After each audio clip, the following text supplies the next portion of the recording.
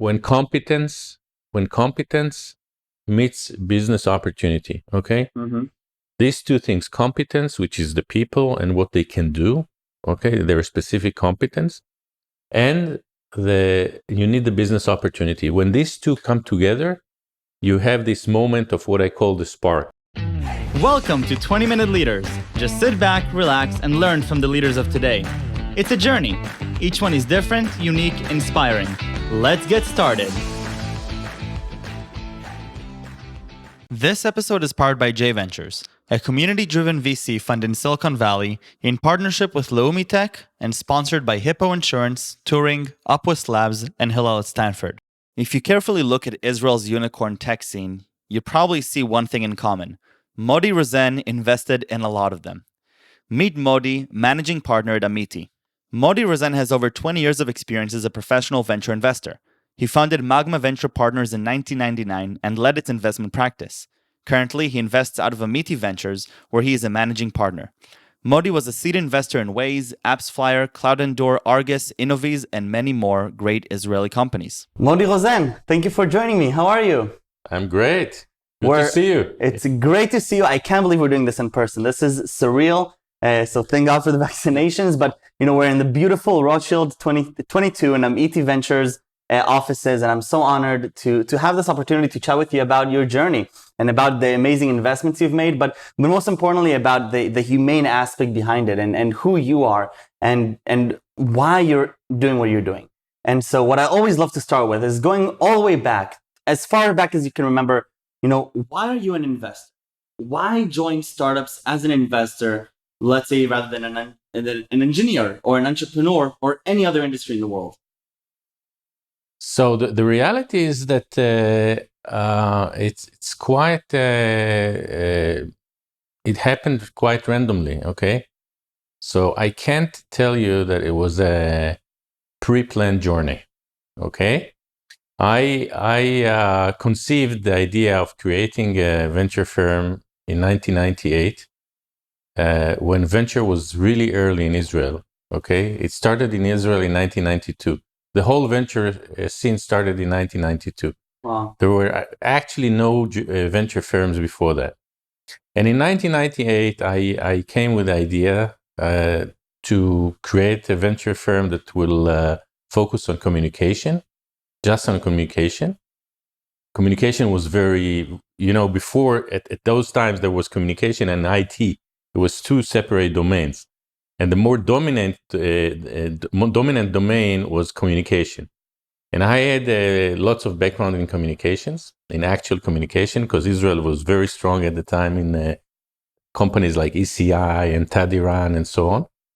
And I came with the idea, with the noble idea, I can say, of creating a venture firm that will just do communications. And I went out to raise the money with a couple of friends. And surprisingly, people gave us money. Look at that. People gave us money, and we raised our first fund at the time in 1999. Wow.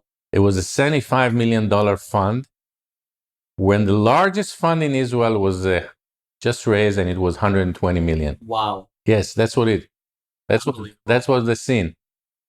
And we knew a little bit about venture, not a lot, but it was a very hot market at the time, the communication market, and people gave us money. And had you told me then that the journey would look the way it looked, I would say no way.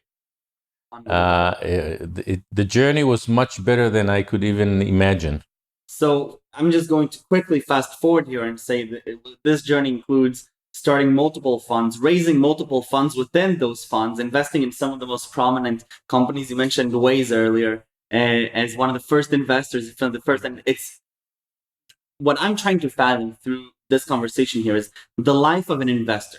How you grew as an investor over these decades, and both on your insights as to the markets, but also your interaction with the founders and what you've observed, because you've seen the Israeli tech ecosystem really from the ground all the way to what it is today, right? From startup nation, exit nation, scale up nation. I mean, you were really seeing everything actively as an active investor. So you're starting out in 1999 in the communication space. when you look back now, are there things that you're saying through the journey that you've experienced today? Wow, I wish I knew this back then. Well, of course. I mean, one of the things you have to realize that life is a never-ending journey of learning. Yeah. Okay, and as a person, you always have to be in a mode of learning and development. Okay, that's the most important thing. That's really what makes the difference between the best and those that are less successful. Okay, my understanding and my know-how, my capabilities as an investor today are 20x, if not 100x, better than when I started. But in what domain? Is this in the understanding the market, the human aspect, the personal calmness? Where do you see the big jumps? Being an investor is really a profession.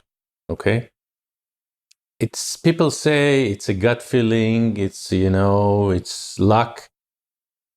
Of course, there is a luck aspect in everything that you do in life. There is a luck aspect, but being a good investor is really a profession. Okay, and it takes you a lot of time to grow into becoming a good investor. Right. Okay, I would say that it probably takes you 5 to 7 years to become a good investor. Okay, or become a reasonable investor, and 10 to 15 years to become a really good investor. That doesn't mean that when you're a great investor, you would not make mistakes. You always make mistakes. Right. Okay. But very rarely when you start as an investor, okay, when someone starts as an investor, he's a good investor, okay? Right. Because there is no school in the world, okay, that teaches you how to invest. It's surprising. There should be, okay, and maybe it will develop, okay. But the academia can do much better actually in teaching people in a more structured way how to invest, okay. But it doesn't exist, okay. And definitely did not exist 20 something years away before when I started. There was no structure place to learn a venture, so you learn on the job, okay. But what really, the feeling that I have is that I really improved tremendously over the years, okay. And because I'm a very analytical person, it's a very analytical process in my mind, okay. So I run through a very analytical process, that some of it has to do with, of course, there are elements of uncertainty, okay, but you can balance all those uncertainties into some picture of the opportunity. And I think if you ask me what is really key to anything you do, and it's also investing, it's the passion that you have about what you do. Okay, passion is really about what you do is what makes the difference between people. Okay, and it's something that you cannot fake. Okay, if you don't have passion about what you do, you can't really fake it. It's from your inner self. Do you test for passion when you meet one of 1,000 entrepreneurs that you meet yearly? Is this something that you're keeping in the back of your mind? Is it that important? Oh yes, it's super important. I test for professionalism. Okay. People, I like to see people who are you can see over their career that they're professionals. And what does that mean? Professionals? Does that mean that they did cool things? That they progressed? That they were kind people? What does that mean? Some people, whatever they do, they do well. Okay, doesn't matter when they cook dinner, they cook it well. Okay, so the extra mile. Yeah, doing well what you do. Okay, if you have that trait, it's super important. And when you look at when I meet entrepreneurs, they have a career behind them. Right. Okay. It can be, they can be 28, they have 10 years, they can be 38, they have 20 years. When I meet them, they don't start suddenly to be successful. Most of them have a track record. And if you look into it, you will see some success points in the past. Right. Okay. And points of brilliance in their past. You can track that. And that's the indication of people who have this merit of professionalism, of passion about what they do, of doing things right, doing things well. Right. And that's super important. And it comes out of this personality where you always want to learn, okay? Right. You want to understand, okay? You want to learn, you want to understand. You don't want to stay on the superficial. Right. How do you test for that, though? You have somebody in front of you. You're meeting hundreds, if not thousands, of entrepreneurs on a yearly basis. A lot of the ideas look great. A lot of the entrepreneurs look great because they're coming in. They have 3 sessions with you potentially, and anybody can put on a brave face. One of the things that I've been thinking about is how do you actually differentiate the ones that are like how do you actually come up with who they are from these very short segments and very short references. That's the magic really of being a good investor, right? It's being able to really understand those people in front of you beyond the superficial deck and the Zoom meeting that is being suggested. If you look at what we're looking for, it's if you abstract it, it's on the most abstract level. It's when competence meets business opportunity. Okay. Mm-hmm. These 2 things: competence, which is the people and what they can do. Okay, their specific competence, and you need the business opportunity. When these 2 come together, you have this moment of what I call the spark. You have this, you can create something great. Okay. And you're saying there are so many ideas, there are so many entrepreneurs. That's true. But to find these 2 things together, where you have a real business opportunity and a really competent team, that's actually quite rare. Right. That's quite rare. Okay.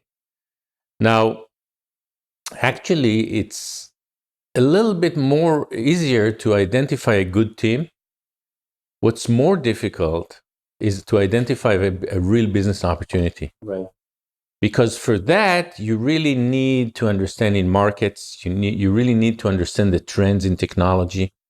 You really have to understand the specific technology of what they're doing. Okay, all of these things together create the business opportunity, and that's really a lot of things to understand. And we as VCs, we have to very fast learn new spaces. Okay, because we're all the time, we're moving from one thing to another thing, and very fast we have to understand if there is what I call a good story. A good story is a good business opportunity. Okay, and that is really where the bigger challenge lies. Okay, right. And then on the team side, of course, I tell you what gives you. How do you know about the people? Obviously, the interaction. You interact with the people. I'm very experienced. We are very experienced. We interact with the people. You learn a lot from interacting with the people, with the entrepreneurs. Right. You look at their background, what they did until they met you, or when they meet you, and from their background, you learn huge amount of data, okay, about who they are, okay. Right. So it's quite fast. You realize what is the person and what can he do and how good he is and so on. And then you analyze the business opportunity, which is actually more difficult. Right. It's more difficult. So you've deployed hundreds of millions already in investments. Walk me through and return more. Walk me through some of the highlights, or not even highlights, but memorable events, such as, being the first investor in Waze. You're meeting these groups, and something triggers something in you that says, I want to be part of this journey. And lo and behold, 10 years later, they help billions of people in different domains. Well, walk me through some of those highlights.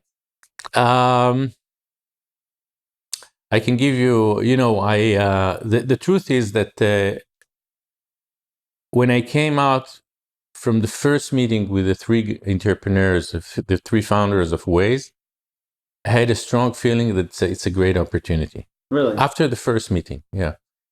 And that was really exceptional because we're talking 2008. I think it was around March 2008.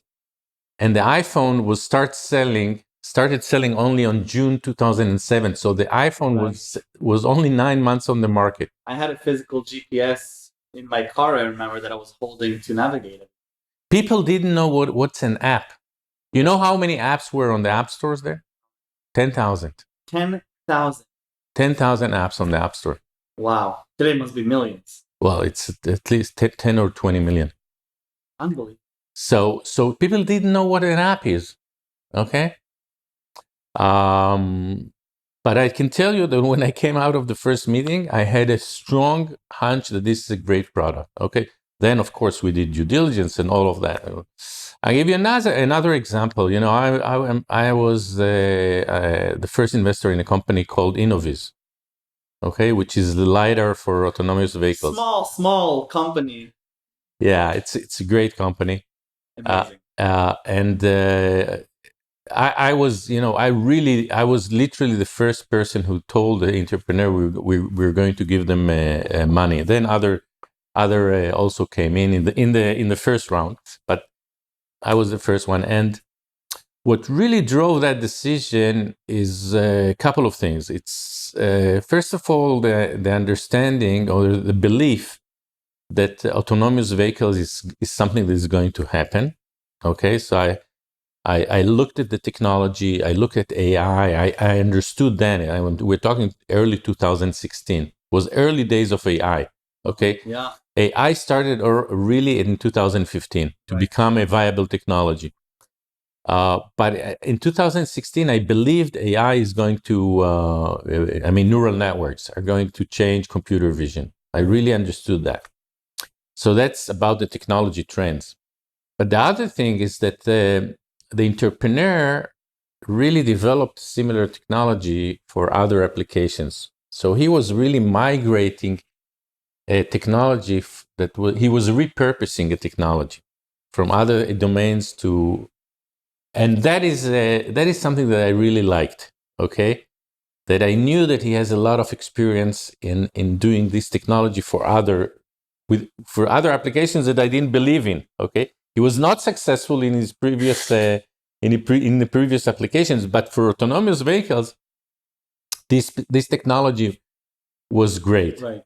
It was a great team. It was obviously a great team in Innoviz. I mean, very strong guys. For instance, the repurposing of the technology plus the belief that autonomous driving is going to be a big thing is really what drove the decision to make this investment. Okay, so if you analyze it, it's on one hand you have to understand mega technology trends. You have to understand that AI is actually, and it's not easy because you know why it's not easy? Because there are always mega technologies trends that appear to be happening, but they are what I call false alarms. They actually don't happen. Right. Okay. Like if you think of there was a lot of hype around virtual reality. I remember. Not a few years ago. Now it may happen 10 or 20 years from now, but for now. Right. So you have to understand those mega trends and what is really happening, which trend is going to actually materialize. That's part of your bet. You have to understand those technology, and you have to understand how it will develop big markets. Right. How big markets, autonomous driving is going to be a huge market. It will take another, it's just starting now, But in the next decade, it's going to be a huge phenomena for us. Right. I mean, I think that part of it is also understanding the butterfly effect and where's the ripple going to reach and how is this going to impact the rest of your trajectories? Because even if you're not investing directly in autonomous vehicles, if you're investing in another sector, every sector is going to be impacted by the autonomous driving revolution. It's Absolutely. Every sector in 2008 was going to be impacted by the fact that now you have the democratization of mobile applications. Yeah. And no matter if you're investing in fintech, in insurance, and in consumer, whatever it is, these understanding these mega trends, it sounds like it's relevant regardless of where you're investing.